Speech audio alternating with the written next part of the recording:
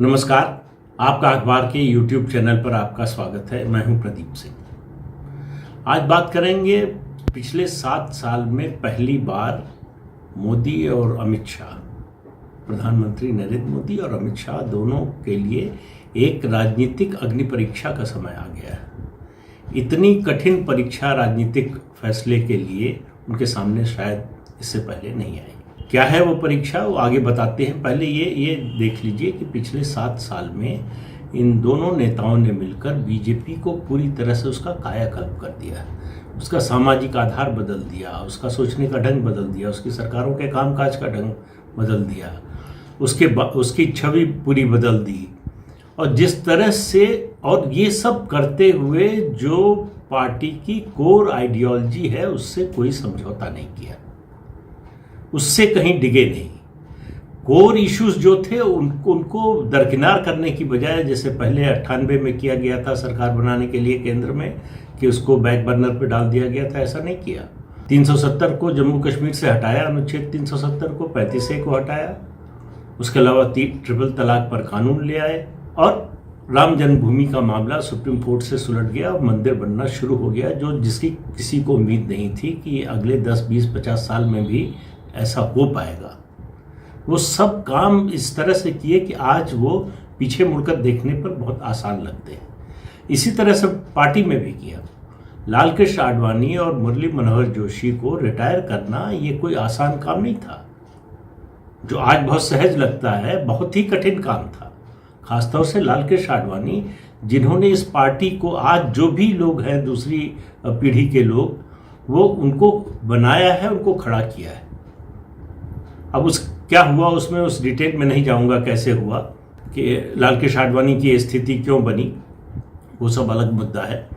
लेकिन इतना तो है कि ये किया। उसके अलावा पार्टी में 75 साल से ऊपर वाले को कोई पद, मंत्री, मुख्यमंत्री नहीं बनाया जाएगा, ये फैसला करना और उसको लागू करवाना, ये भी 1-2 एक्सेप्शंस को छोड़कर लगभग हर मामले में इसको लागू करा है।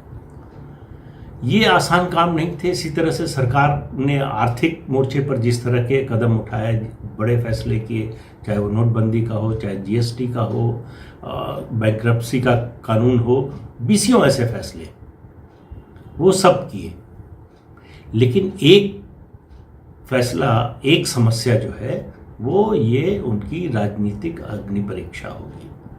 देखिए, मुख्यमंत्रियों के चयन में कभी कोई दिक्कत नहीं हुई, उनकी नियुक्ति में बदलना चाहा तो बदलने में दिक्कत नहीं हुई।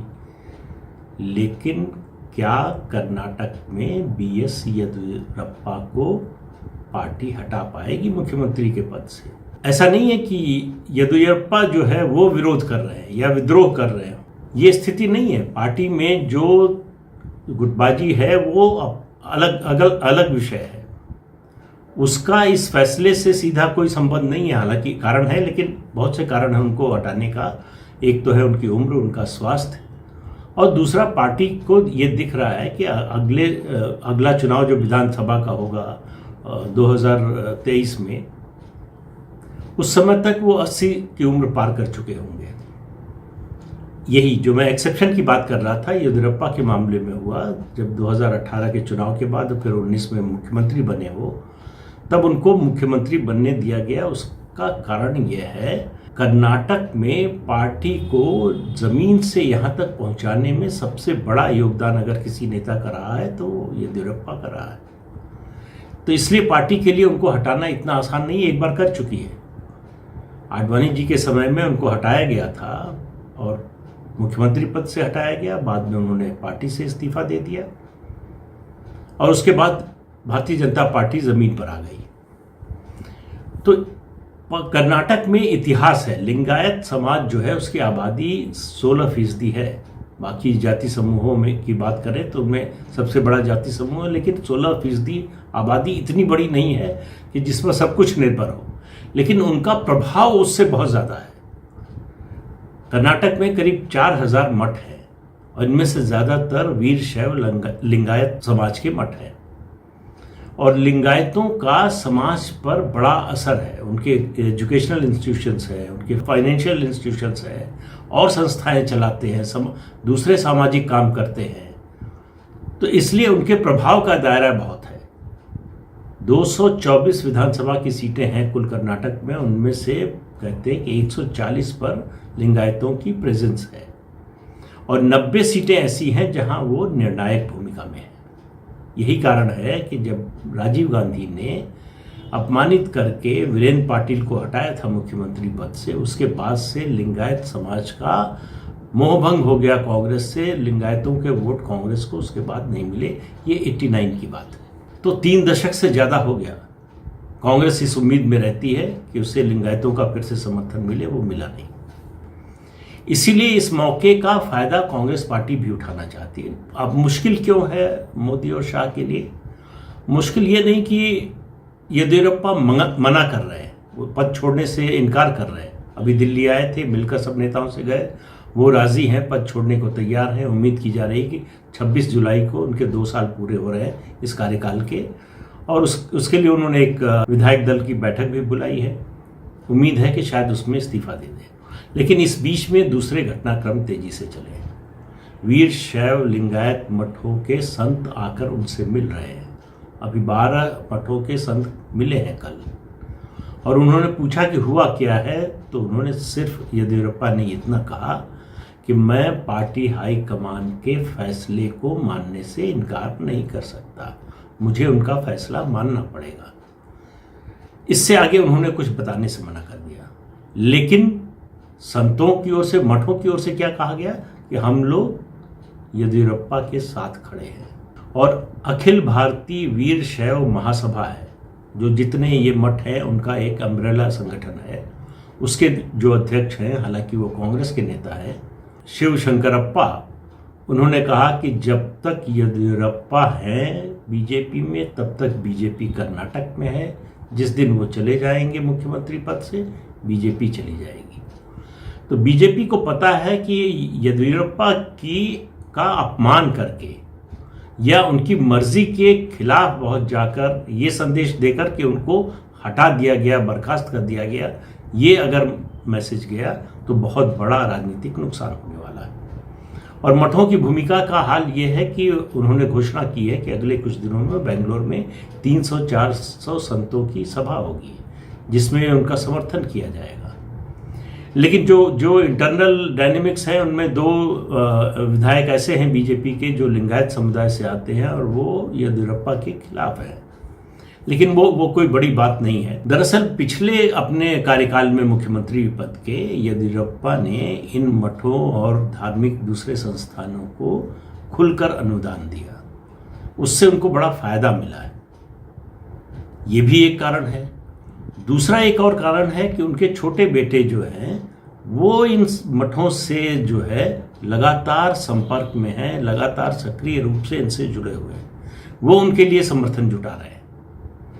तो इसलिए मैं कह रहा हूं कि ये फैसला करना मोदी शाह के लिए बहुत ही कठिन होगा। अभी तो ये हुआ है कि उन्होंने जो 26 को डिनर रखा था विधायकों का, उसको कहा गया है कि उसको कैंसिल कर दीजिए, रद्द कर दीजिए। लेकिन क्या बीजेपी येदियुरप्पा को हटा पाएगी?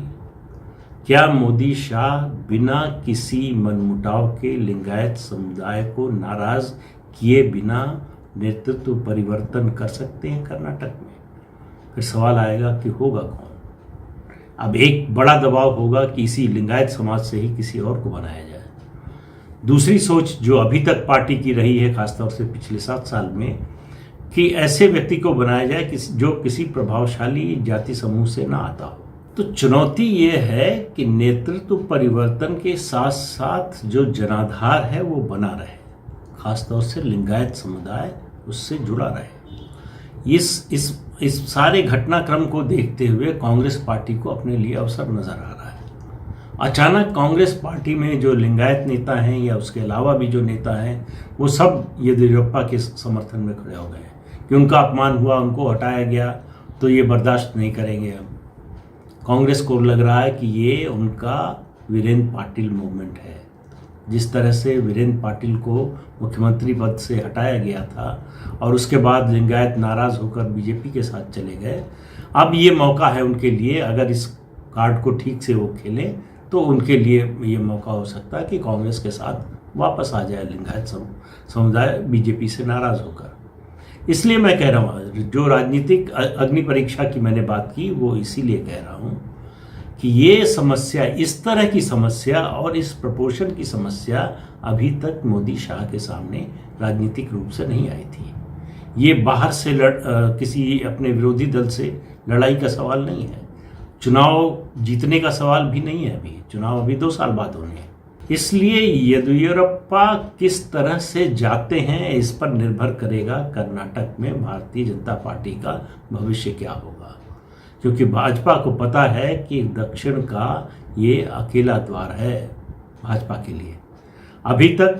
अभी पुदुचेरी में साझा सरकार में शामिल हुई है पार्टी, वरना दक्षिण के और किसी राज्य में पार्टी को सत्ता के करीब पहुंचने का अवसर नहीं मिला है।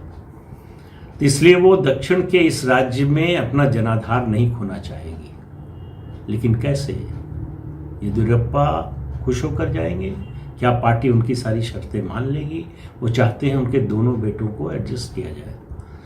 उनकी जो करीबी हैं शोभा करंदलाजे, उनको केंद्र में मंत्री बना दिया गया है, ये उन्हीं की शर्त के मुताबिक था। और दोनों बेटों को लेकर पार्टी में हुआ वो है, क्योंकि इस तरह का हुआ नहीं कि पिता पुत्र दोनों हों। हालांकि उनके छोटे बेटे कर्नाटक में जो भारतीय जनता पार्टी की इकाई है उसके उपाध्यक्ष हैं, उनका बड़ा बेटा जो है सांसद है। लेकिन इसके बावजूद वो जो चाहते हों, शायद केंद्रीय मंत्रिमंडल में अपने बेटे को शामिल कराना चाहते हैं, राज्य में मंत्रिमंडल में शामिल कराना चाहते हैं। क्या ये सब मांगें उनकी मानी जाएंगी? सवाल ये है कि येदियुरप्पा को मनाकर बीजेपी ये काम करेगी या झुकाकर करेगी। दोनों के संदेश अलग अलग जाएंगे। इसलिए मैं कह रहा हूँ ये बहुत बड़ी राजनीतिक चुनौती है और ये मुद्दा इतनी आसानी से हल होने वाला नहीं है। लेकिन बड़े नेताओं की परीक्षा ऐसे ही समय में होती है, ऐसे ही फैसलों के समय में होती है। तो क्या फैसला होता है, उसका नतीजा क्या होता है, इसका इंतज़ार करेंगे हम आप। तब तक के लिए इजाज़त दीजिए, नमस्कार। जाते जाते आपको इतना और याद दिला दें कि ये चैनल देखिए, इसे शेयर कीजिए और सब्सक्राइब ज़रूर कीजिए। नमस्कार।